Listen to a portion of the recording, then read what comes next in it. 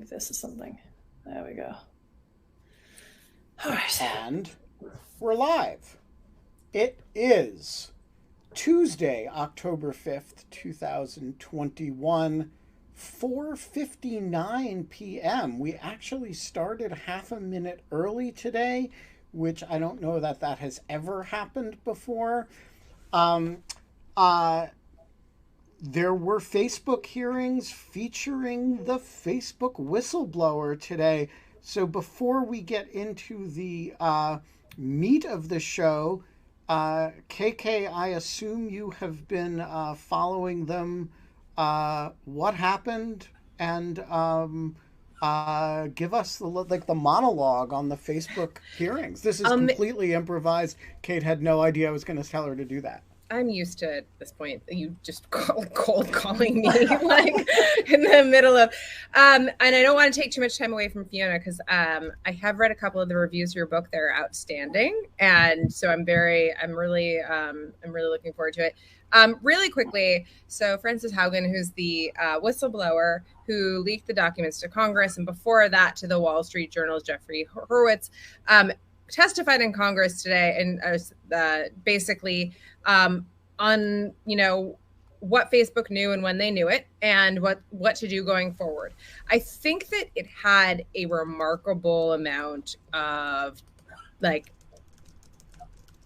take up. I don't know what else to say. People really liked her, found her frank and compelling, and also liked the level in which she was able to explain things like the algorithm or things like how the ad capitalism works in the system, and kind of had concrete solutions. And I just want to say that this is what happens when you invite people who are the founder of companies that have 10,000 people in them that are all doing various things and ask them really specific questions about everything that's happening on the factory floor and which cog you need to tweak in order to make it better. And you're never going to get those types of good answers from people in the C-suite. They just don't know. And so what happened here is you had someone come in, and frankly, I don't think Frances knew all of this. She didn't have a job that basically would have really put her in play with all of the information that she was testifying about today in such an authoritative way. But she has done her research clearly and talked to other people within the company and talked to experts. And so even if she doesn't have firsthand knowledge, she clearly is pretty well informed and is kind of, I think she falls down a little in kind of some of her legal and regulatory takeaways, but who doesn't, honestly? And so it was really, I think it was something it was one of the most refreshing, I think, and substantive and it's a little bit it was really it was very refreshing as someone who's had to sit through a lot of just you're trying to get blood from a stone. It's not even blood from a stone. It's trying to get cucumber juice from a tomato. You're just squeezing the wrong vegetable. Don't even I do not know why I picked that metaphor. Welcome to my brain. But why are you asking Mark Zuckerberg these questions? He doesn't know. And so that's kind of the takeaway from today. Ben, you're muted. So here's the question. Yeah. Is Facebook allowed to have fun anymore? We're not allowed to have fun anymore. Neither is Facebook. But we are allowed to have Fiona Hill on to talk about There Is Nothing Here for You, which is, a really lighthearted title. Which may as well be entitled You're Not Allowed to Have Fun Anymore. Yeah, I don't know if is something you've internalized, or whether you're telling that to everyone else. Yeah, so let's start with the title. Unpack that, but I will say that the Washington Post review of it says that it was a refreshing it says basically that it was the rare Trump insider memoir that doesn't obsess over Trump. And I think that is all you need to tell me to get me to read your book, in addition to it having Fiona Hill on as the author byline. But yes. So welcome back, Fiona, and let's start with the title. Where does it come from? Well, it actually comes from something my dad said to me in 1984 when I was just about to leave high school. this came against the backdrop of the massive layoffs of coal miners, steel workers, you name it, in the north of England during the Thatcher reforms of, basically re-privatising all the commanding heights of industry after, all the nationalisation after World War II. And all at once, across the northeast of England and many other parts of the UK, every working man pretty much lost their job. And I say working man because, there weren't too many women steel workers, there weren't too many women miners. I can't really kind of think if there ever were any. But this had a massive knock-on effect in the whole of the region that I was growing up in, because, one way or another, every part of the regional economy gravitated around all this heavy industry. And, women who were working, a lot of them weren't working, but always were working in associated jobs as well. And so basically, I'm leaving high school, it's 1984, and there's a 90% youth unemployment crisis in the UK. So only 10% of people leaving school have something else to go on to. In my case, I actually fortunately had funding to go to university in St Andrews in Scotland, and some of my friends had some apprenticeships and what was left of the manufacturing sector, but pretty much everybody else was looking for something. And my dad was just basically saying, look, you've got to get out of here. There's nothing for you here, pet. It's kind of a term of endearment north of England. You're not going to, and if you want to make something of yourself, you're not going to do it here. So it was an encouragement both to go to university in search of education, but also very sadly, to go somewhere else. It was kind of a recognition that I was not going to come back to my hometown, my home area, ever again, likely, to be able to work there. So when the Washington Post says this is a book, the rare Trump insider memoir that is not obsessed with Donald Trump, it's a 400-plus page book. What is it about? Well, it's not, the average kind of, Brookings book, no offense to ourselves, like my book on Putin, which is filled with dense footnotes. And, it's kind of, as somebody once said, they're very hard to pick up and put down. It's, basically the story using a lot of personal stories about how we got to the point in the United States of electing Trump in 2016 and, where we go from here. And I use the story of growing up in coal mining town in north of England. My county could be Carbon County in the Lehigh Valley in Pennsylvania, anthracite mining. In fact, lots of people, including my dad, either moved to Pennsylvania or wanted to move to Pennsylvania once the Durham coal mines start to close down. So there's a lot of linkages with, that part of the US. And it's a story I was actually going to ask that. Losing their jobs, basically leads to all the, not just the socioeconomic problems, but political grievance. And, how this all sort of converges together. And in 2016, not just did we get Trump in the US, but we also got the UK voting to leave the European Union. And the places that voted to leave are places like my hometown and all the other places outside of London or university towns that had felt left behind. They'd been told by the UK government for years that the EU was the problem. It was because, European immigrants were stealing your jobs in London, with all this migration coming in from Poland and Bulgaria and, you name it. Or they were kind of, basically saying, well, the EU is taking our money. You've got to take back control, take the money back. And basically in the north of England, they're going, all right, then, if you're telling me that the EU is to blame for this, then we're going to vote to leave the EU, which was a big shock for anybody else who'd been watching it from elsewhere. And I also argue in the book that this is what happened in Russia, not that they voted to leave the EU, of course, but in the 1990s. Because in the 1990s, the Soviet Union had fallen apart. In Russia, the successor state, the Soviet Union, everyone lost their jobs overnight because what was the Soviet Union? It was a massive country of blue-collar workers in smokestack factories, steelworks, shipyards, coal mines. The bottom fell out of the Soviet Union, the bottom fell out of the economy, everybody lost their jobs. Fast forward 10 years, they're fed up, they want someone to fix it, and they vote in Vladimir Putin, who's already presented himself as the big savior. I'm going to fix it, I'm going to make Russia great again. And the UK, leaving for the EU, the slogans were all about take back control, essentially make Britain great again, global Britain, who needs the EU? There's a pattern in all of this. They become part of the same phenomenon, even though, a lot of the features are somewhat different. So this is kind of what the book's about. And how generalizable do you think that point is when you look at, Viktor Orban in Hungary or, the Law and Justice Party in Poland. Do you see the same pattern, or are those a different set of effects? No, those are very similar patterns. I just couldn't talk about them in the same way without being, Fiona policy wonk. So, in this case, in the book, I can talk about my personal experience of being in the UK, then in the Soviet Union, watching it fall apart, and of course, then being in the United States since 1989 and seeing the whole thing play out. And of course, there's the experience of seeing populism at work up close and personal in my time in the Trump administration. We could have written it about Germany as well, or France, a little bit different, but the whole Yellow Vest movement in France is a very similar reaction of, the places outside of Paris that have been left behind. Of course, we know in Paris itself, the banlieue, the suburbs, where there's been a lot of immigration, where people have found themselves also left behind from, the rest of the kind of economy in Paris. You see the same thing, but Alternative for Deutschland, the right-wing party that emerges primarily in the East. Our Brookings colleague, Constanze Stelzenmüller, is often saying, look, it's the same in Germany. So I think we could extrapolate from this for a much larger story.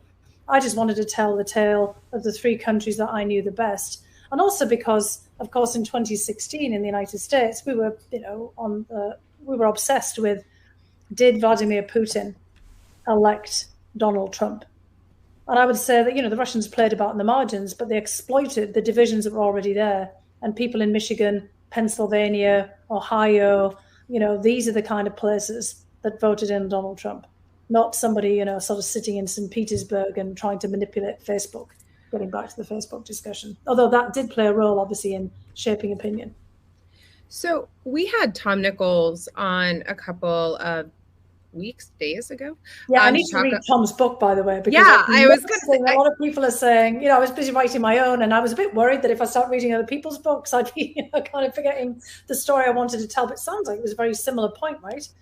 Yeah, I was just going to say that. I was going to say that this is kind of surprising me that I'm kind of seeing some of the similarities and kind of what you're talking about. I think he has a different normative takeaway perhaps than you do. Yes, he's much less sympathetic. Yes, he's not as sympathetic. He's quite angry and frustrated at and kind of reverses some of the causational polarities that you're describing.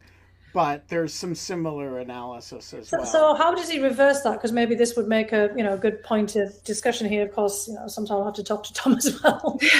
Well, I mean, let me first really quickly, Ben, just say what I think is similar, and you can confirm this or kind of put some nuance on it. So when you're giving this description, you're both describing something that is, of course, just simply true.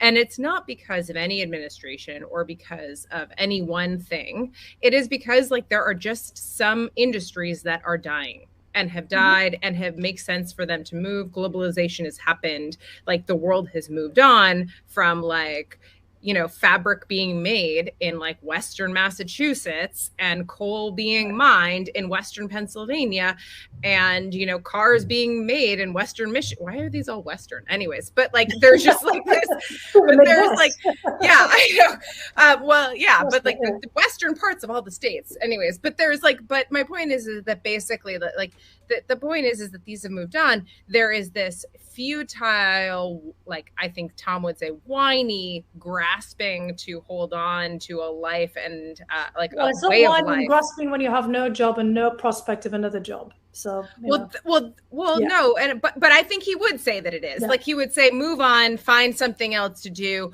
or there's no place for you here, go somewhere else. And you can go somewhere else. Yes. And so I actually think that this is also deeply tied to another guest we had on, Allegra Love, who works with migrants around the border, and the conversation we had around people do not move unless they really, really have to. And it is hard and difficult to move across borders and move generally. As well, and if they can. So the essence of the book is also about, I'm sorry to kind of interrupt there because, I get that, kind of right away. And, in the 1980s, under the Thatcher reforms, one of Thatcher's ministers, Norman Tebbit, said, get on your bike and look for work. Well, how far can you cycle? So my dad did do that. All of his coal mines closed down. Then he got on his bike and he rode to a steelworks. Then that closed down. So he rode to a brickworks. Then that closed down. And then eventually he found a job, which he did cycle to every single bloody day, back and forth, until his bike got stolen. Then he had to walk. And this sounds like some Monty Python skit, but unfortunately, No, it sounds really life. sad. No, And he then became a porter in a hospital because he did not have any other skills. My dad left school at 14 because that was what you were encouraged to do. He's very smart. He was self-educated, but he did not have any skills and qualifications to find another job. And that's a lot of the problem that we see in many of those towns. And if you're in the United States, you're going to walk from Michigan, to kind of find a job in New York. No. There's no cycling. So this is kind of like, part of the problem. And I actually studied this in the Soviet context in Eastern Europe. And one of the ideas when everybody lost their job in the Soviet Union or in Eastern Europe was there was supposed to be some social funds to help them get themselves retrained or acclimatized to another job. And that didn't happen either. So you have even people who'd been working at the highest end in, Russian military industrial complexes who were chief scientists. The place closes down, they lose their jobs. They're selling cigarettes on the streets in Russia. I've seen them that. Or they're coming to the United States and they're working as custodians in buildings in New York. I mean, there's countless stories of people with PhDs. See how many nuclear engineers, you'll find. The parents of my, friends in Russia who happen to be Jewish, so they could actually emigrate, but they end up in jobs like, driving a taxi or being a custodian in a building because they have to, kind of retool in a whole new environment, and their qualifications, even high qualifications, are not immediately transferable. But if you've got no qualification, you live in a house that was tied to a coal mine and a steelworks, where's your money going to come from to move? And in the north of England, when I was a kid growing up, when people did try to move to London to find work, they had no networks there because they didn't know anyone there. All the networks were multi-generational in the same place. And they often ended up living on the streets of London, which became a vicious circle in trying to find a job. I mean, it was kind of a real problem. Now, I found it easy. Why? Because I got a scholarship to go to university. I got it all paid for, including my train trip there. I had a hall of residence set up for me, somewhere to live, and I got a whole ready-made set of contacts within the university. And when I got a scholarship to Harvard, it was the same thing. And in that kind of period, a lot of my relatives emigrated to Australia, or they came to Canada, or sometimes they came to work in coal mines here in the US. And in those cases, they often had their way paid, and it was help them find a job and help them to find housing. It was easier to emigrate than it was to find a job in in their own country, because they had no contacts somewhere else in the rest of the country. And I write in the book about how it was easier for people in Warsaw, Poland, than Walsall in the north of England to find a job in London at different points in the UK. And that's why you had all that backlash. And it's the same in the US. People don't have the ability to move anymore. Gas isn't so cheap. The housing market all fell apart in 2008, 2009. And, they don't know anyone. You don't know anyone in Michigan, kind of perhaps in New York, to help you find a job. So I'm interested in your cross-cultural take on the nature of the political backlash that this produces. I can totally see the argument intuitively that, hey, you take away people's jobs en masse, their support network doesn't know how to respond to this. It's not obvious for them that they can go anywhere. There are no opportunities. It's going to produce a political backlash. But you would think, or at least I would think, that in the north of England and which has a politically traditional answer to that, which is, leftist trade unionism of a Labour Party socialist variety, that the response to a Thatcherite shock would have been, over the long term, that. And you might have predicted that the response in Russia would have been a certain amount of nostalgia for the Soviet Union rather than for a sort of rapacious capitalist or sort of quasi-capitalist nationalism of a Putin variety. And it is not obvious in the United States why the why the communities that you're describing find a Trump attractive, given that he's actually promising very little that would be responsive to the problems that you describe. Why do you think it is that communities facing the kinds of shocks that you're offering an account of respond with kind of non-responsive populism rather than, sort of policy focus on the problems that they confront? Well, they do that over time, first of all. They do start looking for policies, and then they turn to populism when those policies don't come to fruition. So in the UK, Margaret Thatcher was eventually kicked out by her own party, right? I mean, from an internal coup, and she was replaced by John Major. And then, the Conservative Party fizzled out for a period, and you got Tony Blair and New Labour. And this is where the parallels with the United States become extremely interesting. Because New Labour, does actually a lot for opening up education, but it moves away from the trade unions, and it starts to look more like the Democratic Party in the United States, where it becomes the party of intellectuals, kids from public schools, and meaning kind of private schools. It becomes actually completely dominated by cliques of people who've gone to Oxford University and done politics, philosophy, and economics, and it loses its working class base.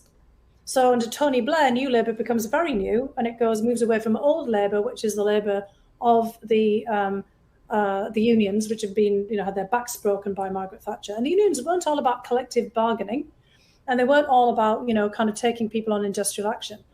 Miners' dues, for example, the Durham Miners Association, which was part of the National Union of Miners, paid for me for my education as a kid of a former miner. And it was just small amounts of money, dues. They paid for all the community things. They paid for football, soccer clubs, people going down the local working men's pub. They had all these kind of welfare, they were called welfare societies that they set up. You could, have reading circles and improving literacy. You could become a painter. George Orwell was a member of a lot of these. I remember George Orwell, writing about the road to Wigan Pier. Wigan never had a pier, but it was all about him, basically being there with the coal miners and writing about this vibrant life they had that was paid for by their dues. And when Thatcher removed all of that, all those communities fell apart and all the self-help, mutual help mechanisms. So there was no love lost with her. But Labour Party moved away from those kind of grassroots workers and basically becomes the party of the intellectuals. We see the same thing in the Democratic Party, which means that people lose their connections because it's much more difficult for somebody who comes from, kind of a working class background that might start off in local politics to move into national politics in both of those parties.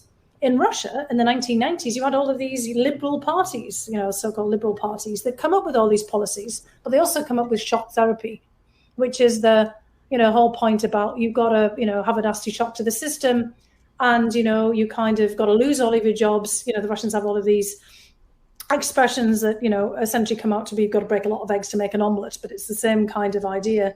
Sorry, guys, you're going to have no job, but we'll get it fixed really quickly, and that doesn't happen. And Putin is very interesting because, Putin is a populist, but Putin is also a social democratic populist. He's populist with tigers. And he's got populists with money. And he kind of basically... Well, that was my point. If you can buy tigers. Right? Now, fast forward to Trump. Trump's saying, look at all these Democrats and, the congressional Republicans. They haven't done anything for you, but I will do it for you. I'm a billionaire. I know how to make jobs. I will make sure that you all have money. What does he do? Of course he doesn't. He makes sure that his friends have money. He makes sure that all of his cronies, have a job. And we all know that he, actually tried to make money off the presidency for Trump Enterprises. So the mistake is that people voted for him thinking that he would fix it and think that he would, perhaps do what Putin did, which is bring money to ordinary people. In Russia, Putin, and that first 10 years of his presidencies, they reduced taxes, income taxes. They taxed the oil and gas sector.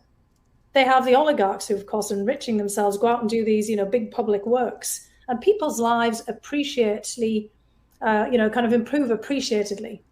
In the UK, some people's lives improve. But in the places where I'm from, 50 odd years, not much. And so eventually they get fed up. And they get fed up of the Labour Party, like the Democratic Party in the US, sending, fancy pants, kind of people with say, an Oxford degree or a Harvard degree to be their local MP who has no tie to the region and always just wants to play, kind of politics back in the capital in Westminster. And so they kick the bums out. And you also see populist parties like UKIP, the UK Independence Party, alt-right, kind of far-right, British, national parties and others also get traction in the same way, and also in Russia. And the communists are still alive and kicking in Russia. In fact, in the recent Duma, the parliamentary elections, the communists, got almost second place in the voting because people are still pissed and would like, a little bit more attention paid to, their well-being. It's all about who has results. So let's talk about that for a second. And I want to say that like I am so compelled by this kind of beautiful comparative like history and stories that you're telling. I am like, you have sold me. Like I am seeing all of these comparisons and kind of like, no, like, I mean, but you just tell it really well. And I think that your personal experience and the way you talk about it brings me in a much different way than like reading about each of these histories would kind of do that. So, I'm really looking forward to reading this. But like, so one thing that I'm really struggled with Trump and Boris Johnson and Putin and the narrative that you just told, the narrative that those men all alike in a lot of ways, their boorishness, their kind of their new money ostentatiousness, like and so much of it, kind of like this whole and the appeal that this had to like, which was, to the working class people, which seems in some ways as it would be kind of slightly antagonistic to it, right? These people have tons of money, but what is it about them that appeals to this lower class? And it's like, I think you're saying what it is results, but you don't have that, right? When you elect someone for the first exactly time, the problem, right? Yes. And so like, what is it like? So like, I think that there's like one missing link here, and I kind of would love it if you could like conjecture, or if you have a theory, like what, like there is something slightly idiosyncratic about clowns like Putin and non-intellectuals like Putin and Johnson and Trump coming into and having all this, and that they always have so much money, right? And like that, like the cachet that gives them for an election. And I've always seen it as like, I personally think that it is something that like people like, I also, my mom's entire mom's family is like blue collar working class truck drivers, so like that kind of background, and they loved Trump, and there was this feeling, I always thought that they saw that he, at least in America, that like they could become him. Like that's that like, bingo, you've just put your finger on it. So for Trump, he's like the ultimate American dream, right? I mean, he tells his story as if he made his money from nowhere. Well, actually, Dad left you a lot of money. It's his dad, who made all that money in Queens. But, Trump talks the talk of the blue-collar working class from Queens on the construction sites, but he's never walked the walk. But that's kind of what he pretends he has. And he sells everybody. He's a salesman. He sells everyone a story. You, too, could have the gold-plated toilet, the beautiful wife, or the beautiful husband, if you want, or any one of them. You too, could have your own family firm and be your own manager and, stuff everyone else, kind of. It's a big stiff middle finger to the whole world. You too can do this. I mean, why do people play the lottery? Or why do, kind of people gamble and, kind of hope that they'll make it rich? That's what Trump is selling. It's what he sold on reality TV. It's what he sells, lifestyles of the rich and famous through his hotels. Putin's selling something else, and also he's taking everybody else's money. Putin wasn't rich when he started on his political career, but he was rich because of it. We've got Alexei Navalny and the Pandora Papers and the Panama Papers to thank for now. We know how much, he at least in theory, can have a claim to. It's certainly billions stashed away in mistresses and extra children and, you name it. And so, Putin has enlarged his coffers and is living large as a result, but he has improved the lives of the average Russian over the period of time since 2000, and a lot of his friends and cronies as well. And a lot of people are arguably living better until they're not, right? Because over a period of time, that predatory economic practice a corrupt, kleptocratic, clique of cronies, I love saying that, basically eventually will bring your economy down if it's not growing. And that's kind of starting to happen in Russia. UK is somewhat different. First of all, Boris Johnson actually is an intellectual. He just pretends not to be one. He's playing the clown. He's very clever. He's another of the Oxford, crew. He went to Eton, the most fabulous school in the UK. He was a classmate of David Cameron, the previous. I mean, there's hardly anybody in the British system who hasn't gone to bloody Eton and Oxford. Sorry, I'm sounding bitter here. And then gone on to PPE and then been a prime minister. It's difficult to kind of pull out. The only two women who've been prime ministers, also from the same set, even if they came from different kind of backgrounds. Boris Johnson is not really the true strongman populist. He's playing at being the populist because that populist politics became very important in his ascendancy. The correlate of Trump, as I say in the book, is actually Nigel Farage, that a lot of Americans don't really know. Yes. Because he would have loved to be Trump and be the wildcard candidate and get propelled to the top of the system. It just doesn't work like that in the UK and party politics. But as we know now from all of these recent revelations, plenty of people in the UK have got quick riches through the same way. But what Boris Johnson is promising people is, you voted for the party in power, now I'm going to give you something. So Boris Johnson has this levelling up agenda. He's broken through the red wall, the same as Trump claimed to break down the blue wall. And Boris Johnson is actually much more serious than Trump was. I mean, Trump wanted to build a wall as well, a different wall, and wanted money towards that. Trump hasn't been very serious about giving people, the kind of welfare, well-being packages that they were looking for. He did create a lot of small jobs, but he hasn't really kind of done enough, or did not do enough, to kind of make people's lives materially better in a way that guaranteed that material success, gave them protections in their jobs. Boris Johnson is saying he's going to this levelling up agenda they're talking about. So we have to see if he's actually going to do it. So Boris Johnson is kind of interesting. He's a little bit more like Putin in this social democratic perspective. He's actually, way left of where you might expect him to be as a conservative. He sounds like Bernie Sanders when you kind of hear him, talking on about what he's going to do. But he's still playing the populist politics. It's just a very different approach. But you have put your finger on it right away. Trump was attractive because he's selling people on the idea that they can do what he did. So talk about the experience of watching these three movements and then finding yourself in the White House under President Trump. You came there for very particular Russia expertise, not out of particular political affinity, but it must have been a very strange experience to have grown up in the north of England, gone to Russia, and then come here and watched all these movements develop as you did, and then find yourself working for one. Yeah, I mean, look, I actually thought most people, were kind of making the connections as well. So I mean, that's actually what propelled me to write the book, because I kept saying, can't other people see this? The very first time I went to the Soviet Union in 1987, it was like my hometown on steroids. I was like, yeah, this is the great superpower, I spent most of my time panicking about being blown up in a nuclear war. And I get there and it's like, this is just a giant Bishop Auckland, my hometown. People are in trouble. This is clearly not going well. And then I get to the US in 1989. Of course, admittedly, I'm going to Harvard for graduate school.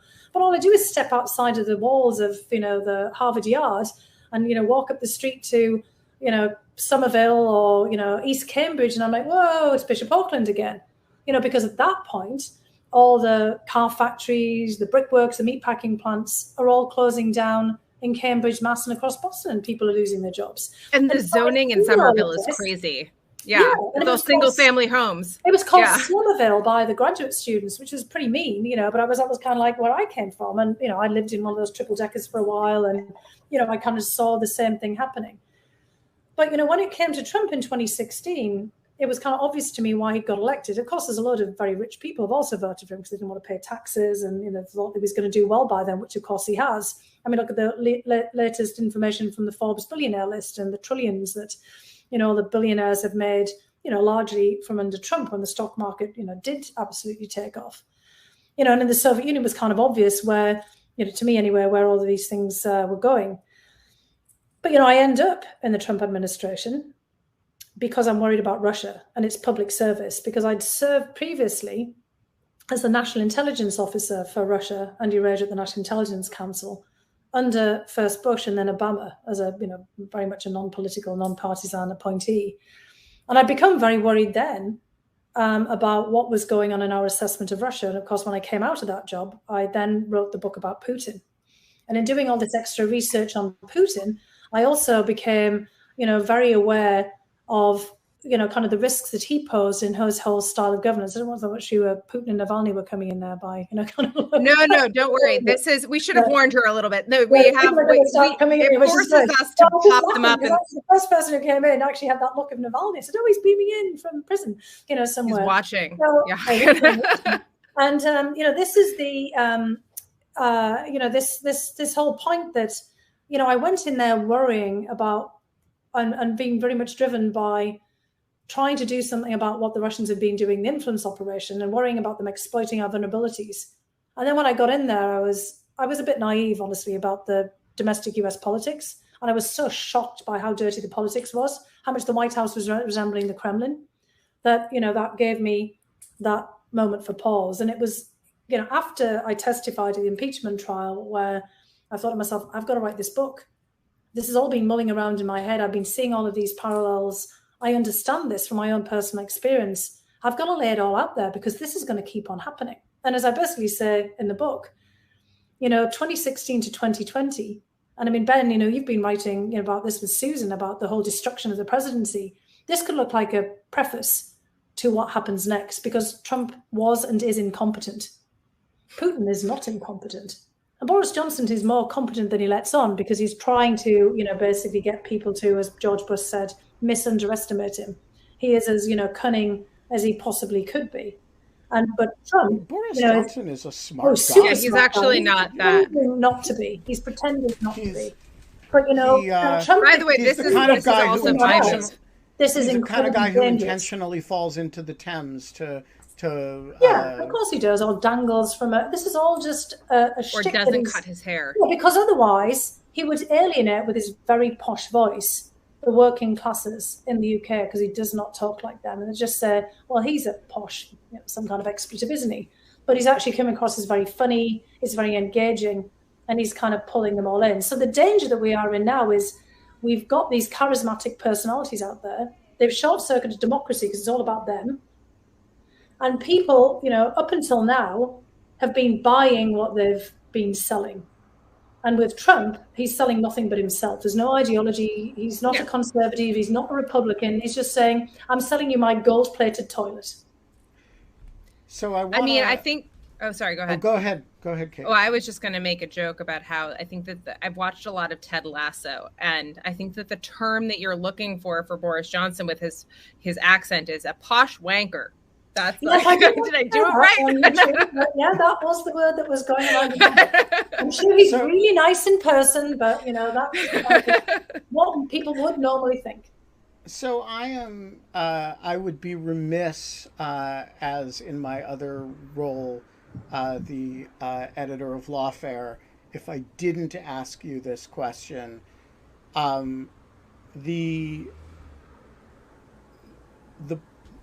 You were in the White House at the time that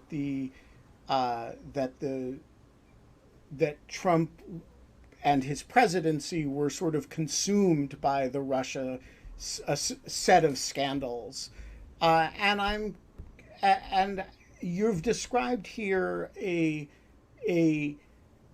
kind of common set of circumstances, one much more extreme, that animate. That brought him and Putin to power. He very famously had a bit of a crush or admiration for Putin. And of course, there was always a lot of suggestion, and to a great degree, the Mueller report validates the suggestion that there were a great deal of contacts between his campaign and Russian actors. So how do you put it all together in your own mind? Is this an example of essentially concurrent evolution combined with a kind of intellectual crush? Is it an example of Putin seeing himself or something in Trump and investing in him? How do you put the various components of this story together in the relationship between those two people, or the Russians more broadly, and Trump over the period of his campaign and his presidency? Right. Well, first of all, I spent a lot of time, since 1984 studying the Soviet Union, and, kind of many years looking at Putin. Since 2020, I started working with our Brookings colleague Cliff Gaddy on Putin in 2020 when he comes into power. And we wrote a lot of early articles about the higher police, the KGB, the way that shaped Putin. So first of all, Putin looks for anything and anybody that he can manipulate. It doesn't have to be blackmail. It can actually be all kinds of vulnerabilities that you can use. There's a famous episode with Angela Merkel, who's, also just as famously very difficult to manipulate and intimidate, when Putin finds out that she's scared of dogs because she was bitten by a dog. And so Putin, in their very first meeting, allows his dog, a black Labrador, not one that he bought for the occasion, but, pretty big black Labrador, to basically walk in and sniff around the chancellor's feet as they're supposed to be having a formal meeting, and then watches how she'll react. Oh, screw that. Really? I never heard that. That's true. Yeah, that is such a true story, so this is how the guy operates, right? So let's think about, someone like Trump visited, Moscow. Everybody knows he wants to build a tower there, like he has in Istanbul and Turkey. Let's just say Erdogan manipulates the guy as well for the same reasons. Incredibly vulnerable, kind of to all kinds of susceptibility to beautiful women, has a very fragile ego. You can try all kinds of things. You can do flattery. You don't have to do blackmail. And, kind of Trump is quick to be insulted. Putin never insulted him, not once. He's always flattering him, because that flattery gets you everywhere with Donald Trump. We all have, as much dirt on Trump now as I think, that Vladimir Putin may or may not have had. And also what we saw in 2016, it's all about Trump. And this is the big flaw of the Mueller report, because they should have looked at what they were doing across the board. I know for a fact, seen some of it with my own eyes, that the Russians, the same kind of Russians, were going after trying to infiltrate Hillary Clinton's campaign, Mark Rubio's, Jeb Bush's. Those are the three that I know for a fact. I was trying to attract people's attention for this. Sitting where I was at Brookings, it was quite easy to see this. People would come to me, Russians, to try to get invitations to events so that could meet people, to try to make all those connections, because Brookings had connections with all those people. So we didn't look at what they were trying to do. What Putin will do is look for a useful asset, sometimes also known as useful idiots. And there are a lot of them out there. And in the 1970s, when Putin joined the KGB and he was assigned to, KGB operative work in Leningrad, that was their bread and butter, catching business people in sting operations, catching them with prostitutes, catching them exchanging money on the black market, anything that they could do to basically have information on them. Every single person, all of you listening out there, if you've ever been to Moscow, don't worry, they've got you on tape. So there may be tapes, there may be not tapes. It doesn't really matter, because you can be sure that they've got you under constant surveillance at all times. So there's always something to use. So sometimes it's just the fear of, shit, what did I do there? Did I do something? For women, it's actually a lot easier, because most of the time we didn't do any of the kinds of things that men might have done. When they see a beautiful woman approaching them in, a bar in Moscow, and suddenly think, oh, they're interested in me. No, they're not interested in you. They're just basically trying to set you up for a sting operation. So yes, that's called a honeypot. The honeypot, exactly. And this is just standard fare. So I would just say, look at it in a much larger context. Trump was an incredible counterintelligence risk, because he was uniquely vulnerable to flattery. He had an incredibly fragile ego. Everybody knew he wanted to build Trump towers in Moscow. I don't talk about that quite so much, kind of in the book, because other people have covered all of this. And Putin just found ways of pushing his buttons and pushing all of our buttons. And so we spent 4 years basically saying, oh my God, he's the Moscow candidate. He obviously wasn't the Manchurian candidate, because he's on a tear about China, but he loved Xi. The point is, he loved Putin. Like you said, Ben, he had a bromance. For him, Putin was the ultimate badass. That was what he wanted to be. He wanted to be somebody who could say, I'm going to stay in power till 2036. He said it. He tried it. He wanted to be the person who could, have his mistresses, his wives, ex-wives, all of his multiple children having villas in Monaco or palaces over here. We know he talked about it. So the point is that Putin, and I say this in the book, was among the most powerful, the most autocratic, the most rich, the most famous celebrities on the planet. It's all about celebrity. And that's kind of what attracted Trump to Putin. He wanted to be seen in Putin's presence. He also, by the way, was fascinated with the Queen. And I tell a few stories in the book about what I observed, kind of with his just eagerness to get himself into Buckingham Palace and the family, rather than really having a proper state visit with the United Kingdom. It was all about the Queen and being in Buckingham Palace. So you've got to put it in context here. It's often not what we're looking for that is the most relevant. Polyezny Durak. That's right. The useful idiot, or an asset. And an asset doesn't mean you're running them. It just means that you know how to use them. Or that they may not even know that they may be useful without even knowing they're doing stuff. Yeah, because they're oblivious to it. Because they don't want to. That's the whole idea. Obliviousness, right? Alexei Navalny. Yeah, he does look like you Alexei get the first Navalny. question Hey, today. Alexei, how are you doing? Sorry, I mean that's it's just when you first came on, I thought, really? Well, that's they're going to make a. Don't say that, Fiona, because now they're going to make a deep fake of it and use it against you in Russia. So I'm wondering if you could talk a little bit about how your professional training in history informed your experiences in the National Security Council. Well, it actually did play, a large role in shaping thinking. I mean, it also helped me myself understand what my own experience was like in a certain context. I feel like I was kind of a living data point of both downward and upward mobility. The rise and fall of the coal industry in the United Kingdom, for example, which is, people have written boring social history books about. Yeah, I find it quite interesting. But anyway, but in the context of, in the US, here we have Trump, who is, without a doubt, a historic figure, right? The damage that he's done to the presidency, the democracy, but trying to understand, what he's come out of, the history of populism, the history of other countries in which they found themselves in the same kind of predicament. We spent a lot of time thinking over the years of America as being quite exceptional, but in fact, historically, we're not so much. And, every country has had its periods and episodes of flawed leadership. And Putin is a man of his times in Russia, and that's kind of the book that I wrote about Putin, which was, very much informed by history and the history of Russia, where there are always tendency to have the autocrat, the single person on top. Boris Johnson's, very much a kind of a historical type as well, not just, kind of coming out of a schooling system that's deeply rooted in the 18th century.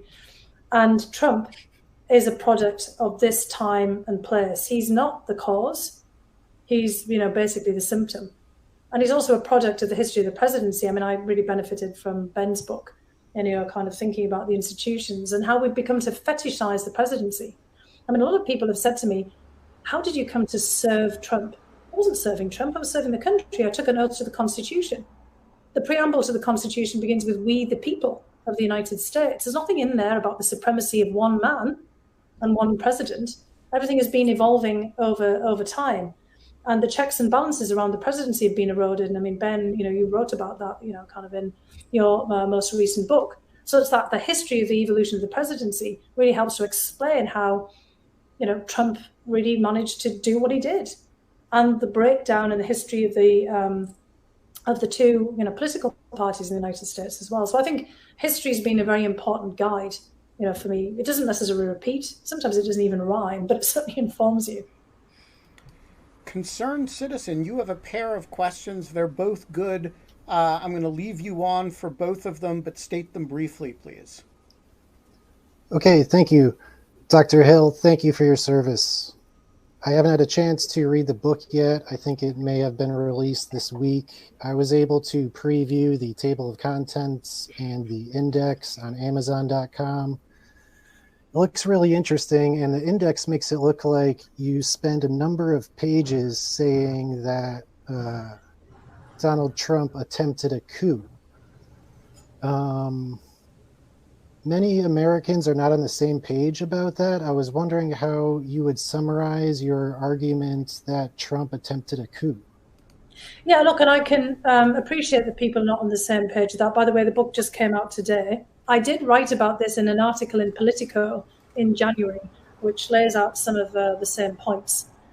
So it's not a coup in the conventional sense that we would think of, in which, you basically have an armed insurrection by the military, by taking command of the military. I mean, we tend to think of coups as being, Colonel Gaddafi in Libya, or, all the kinds of, coups in Latin and South America that we've, kind of seen, around the world, or in Africa, kind of someplace like Bolivia, there seems to be a coup every 5 minutes, with kind of the military, or, different groupings. But this is what, is known as a self-coup, and there have been some other examples of it. One is Nicolas Maduro, most recently in Venezuela, who refused to accept the outcome of the election that would have had him out of office, and had Guaido and other groups come into power in Venezuela. And the other one is Louis Napoleon, who refused in France in the 1860s to leave office, and then declared himself emperor. And basically what you see in the column of self-coup is somebody who just refuses to leave office and refuses to accept the outcome of the election. Now, why didn't this coup work? Because Trump has still refused to accept the outcome of the election. He still says he's president, he's going to come back, and he's been telling everyone, the big lie that he won the election in 2020. We see it going on all the time, all of the election recounts and all of the accusations and the lawsuits and everything that Trump says every single day. He says, I won this election. And now, why didn't it succeed? Because many parts of the institutions in the United States, actually individuals within them, did stand up. But we know about this memo that was written by Mr. Eastman, trying to justify the coup. We know that, within the Department of Justice, there was an awful lot of people who had to resist, because President Trump was trying to kind of force in his own people, who would have basically rejected the certification and the validation of the electoral results. And of course, we know he's also putting on pressure on Vice President Pence not to certify. And this Eastman memo lays all of this out. And Pence knew that that wasn't constitutional, and that he did not have the authority to do this. We also know that Bill Barr, the Attorney General, had also said that there wasn't, any evidence of massive election fraud to basically invalidate the election. But Trump kept at it, calling up, various secretaries of state.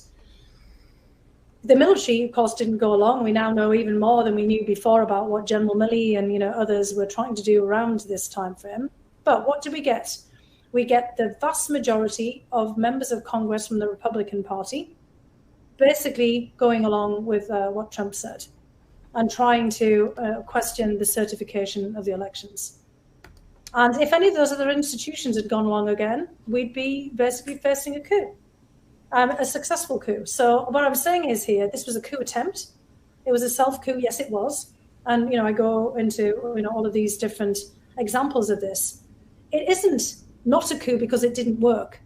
And the fact that, Trump isn't still in power, because it had all the hallmarks, all the elements of an attempt at a coup. And in other places it did work, because the military stood by Maduro. In France, all the institutions, stood behind Louis Napoleon, who then, kind of goes on to become the emperor. And in the United States, there was a lot of resistance from people even that Trump himself had appointed, the Supreme Court, all the judges and others. But what scares me the most is it could easily have worked. And we did have an insurrection. On January 6th, we had a mob that were riled up, if not perhaps, quite so directly instigated, but certainly encouraged to storm the Capitol. And, what if they had got hold of all the boxes with the votes? I mean, we're in the midst of a constitutional crisis right now, because we have someone who has refused to accept the outcome of the elections. And I do also, think that perhaps a lot of this was rooted in what happened in 2016, when many people refused to accept that Trump himself was elected, and said that Vladimir Putin had elected him. So I was very critical about that during my testimony. If you go back and look, that, once we start to call into question the legitimacy of, the outcome of an election, by whatever, reasons, that's when you start to see, it's kind of cascading to, further erosion of our democratic institutions. All right. Quickly, your other question. Thank you. My other question is, how serious of a threat do you think foreign influence campaigns are for Americans? And how should we defend ourselves from foreign influence campaigns? I think they're really serious. And, obviously that was what I was so concerned about in 2016. But what we're seeing is those foreign influence campaigns are exploiting our own divisions. So, when the Russians were creating false personas on Facebook and masquerading as Americans, they were picking up on all of the, various issues that we're fighting with each other about. So one of the ways in which we have to address this is by trying to figure out how we can, cross the divide ourselves, which is, of course, easier said than done, right? And, part of it is the things that we were talking about at the very beginning of all of this, is figuring out how we can regulate Facebook and all the harms that can be done through social media. Because all of these influence campaigns are just, piggybacking on what, people are doing, the disinformation that's being spread at home as well. Because the United States is also producing conspiracy theories, disinformation campaigns, our super PACs, the political action committees with all the money that's, behind them, thanks to the Citizens United, ruling in the Supreme Court, of funding, all kinds of attacks on, from one set of Americans against another. And I said in my testimony that, Vladimir Putin and the security services, like a super PAC, a political action committee, they're just doing the same thing. So we have to address this, ourselves as well. So this is not a partisan, comment here, but, the more that we have the parties ripping each other apart inside, as well as, dividing ourselves up into red and blue Americans and, never the twain shall meet, the easier it is for a foreign influence campaign to operate. So it's, fixing social media, the regulation of Facebook, but it's also fixing ourselves. And again, easier said than done. We have to, kind of deal with disinformation in the domestic sphere, which I think is legally quite difficult, right, when it gets into free speech and lawfare and, others who've been talking about this. But we certainly have to go after foreign disinformation. The problem is, like we saw, and I saw during the impeachment, is when foreign disinformation gets picked up for domestic political purposes. And that's when we're acutely vulnerable. Christopher, you get the penultimate question today. I like the Newcastle Yes, and then Dr. Hill, my question is actually about Northeast. So as you said, not a lot has changed in investment and development in the Northeast in the last 50 years. In fact, the only sort of significant hope for investment in the region right now is tied to Saudi Arabia public investment funds proposed or stalled takeover of Newcastle United Football Club, but they and the Reuben brothers, David and Simon, won't invest in the region unless the football club is sold to them, and that's held up. So I'm wondering what you think, besides this sort of moonshot Middle East investment in the region, what could be done sort of from Westminster and in London and other places to encourage investment and development in the Northeast, like Newcastle and County Durham, to make the Northeast and Newcastle more like the Pittsburgh like you mentioned, Pittsburgh. Yeah, well, actually, Bethlehem, beyond skill, which is more like high tech and stuff. Yeah, exactly. Well, I mean, actually, if you look at the US cases with Bethlehem and Pittsburgh, they set up these local development corporations, and they still had some, industry and some, funding that they could find to be able to push those ahead. And like you said, there hasn't been, a lot of industry and potential for investment in the northeast of England, like in the US, apart from through football teams, soccer teams. So what you're going to have to do is, try to kind of figure out how you can unleash local capacity. I think there are a lot of lessons from the US, but a lot of the lessons are you have to have some investment upfront to get things started. And what you've seen the UK government do, there's a start. They've decided to move, some of the government departments up to the north. The passport office is now in Durham. When I renewed my British passport, I was quite surprised to find I was sending it to Durham to get it renewed, and it was very efficient. So it actually showed that could work. But beyond that, you basically have to find a way of stimulating local development. And I talk about a lot of this in the book, and you've got to stimulate local assets. So the levelling up agenda can't just be driven from Westminster, from Whitehall, from London. You have to find a way of empowering local governments to be able to do that. And in the UK, under Margaret Thatcher, there was a hyper-centralisation of governance in the UK. I mean, it's a small place anyway, but everything was starting to be run out of London because Thatcher was in a battle with all the local councils who, tended to be Labour and, pretty much implacably opposed to things that she was doing. But now, as there has been a shift in some of the politics, it might be time to devolve a bit more authority back to some of the regional governments so they can actually do some things themselves, because that's what you see in the US. A lot of the driving forces of change have been local development corporations, where it's public-private efforts driven by locally based businesses, mayors, governors, and people, figuring out how to do it for themselves. You need a bit of that kind of America can-do spirit going back the other way to the UK. Not just selling Newcastle United to the Saudis or the Emirates, which I think is what the other ones have done. You get the last question today. Hi, Dr. Hill. Thanks for coming on. Really enjoyed your testimony, and this book is super interesting. Haven't read it yet. So my question was, America has gotten relatively deindustrialized by now, and further deindustrialization seems inevitable, except for maybe high-tech or low headcount manufacturing, such as semiconductors. So I'm wondering what are, if you had a crystal ball, what are some up-and-coming or currently strong U.S. industries that are ripe for disruption that would cause political and cultural upheaval, like what you've cited for industrialization? Yeah, I mean, obviously, the big change ahead is artificial intelligence, right? And we get self-driving everything. And, in the United Kingdom right now, there's this, fascinating fallout from Brexit, fascinating in kind of that horror of fascination, but obviously entirely predictable of a massive shipping crisis. We're having it here in the US as well. But in the UK, it's a shortage of truck drivers. And, there's a lot of memes going around on the internet about, kind of training up truck drivers until, of course, they're all taken over by automated, kind of machinery. Lorry and drivers. Driving cars, exactly, truck or lorry drivers, exactly. And that is kind of, part of our, problem ahead, that there's going to be continuous changes in the nature of work. And our education system hasn't really kept up with that. And so I think, actually, we're really going to have to think long and hard, and many of our colleagues at Brookings and elsewhere, about is the future of education and how we keep track with all of these changes in manufacturing and the emergence of new industries, and give people the ability not to get their skills all at once, to have continuous reskilling. So this gets back to where we started, really, Kate and Ben, where, kind of Tom Nichols, and I'd love to talk to him for a while, move somewhere else. Well, yeah, but what if you don't have the skills, You're going to move to get another blue-collar job in a place where blue-collar jobs are disappearing. That would have been, my dad's prospects. You need retraining.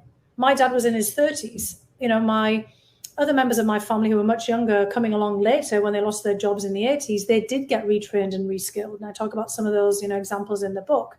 They did well, and they're constantly retraining. I mean, all of us, right now, my sister's just lost her job.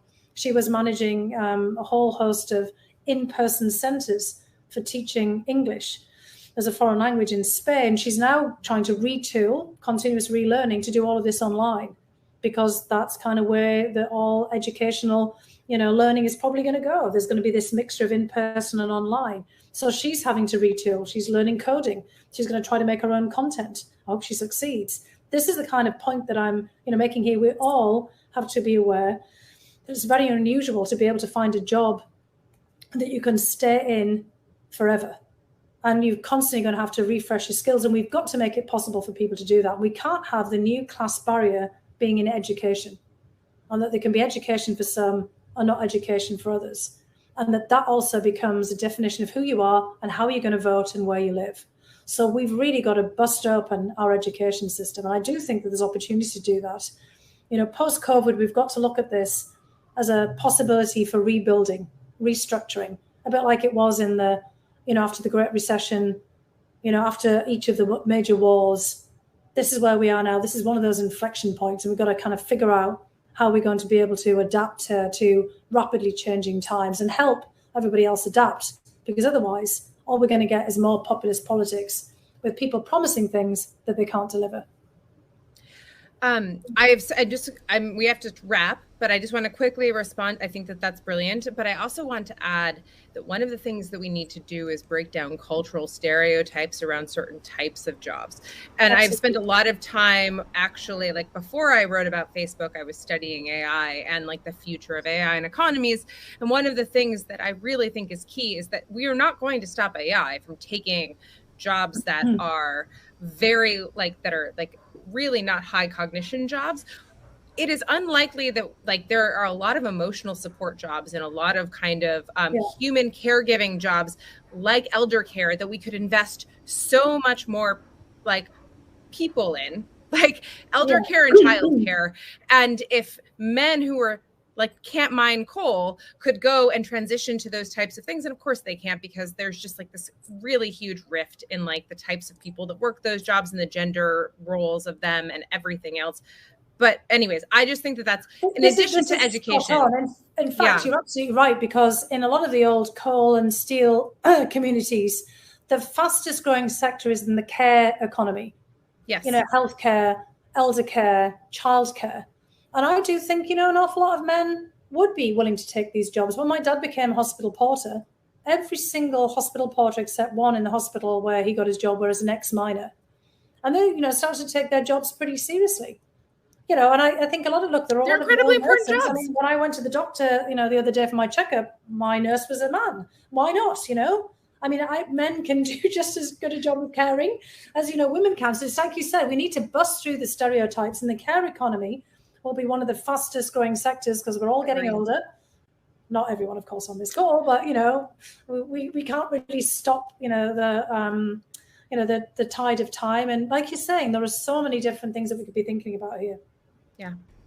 We are going to leave it there. I'm sorry, I didn't see all the commentary. I just keep things flashing up here, so I obviously. Oh yeah, no one keeps track. We call them the Greek chorus, and they're. I mean, if you followed it, it's the world's nicest, most intelligent internet, live internet chat. It is a wonderful group. I wish I was part of it. I'll have to come back on and.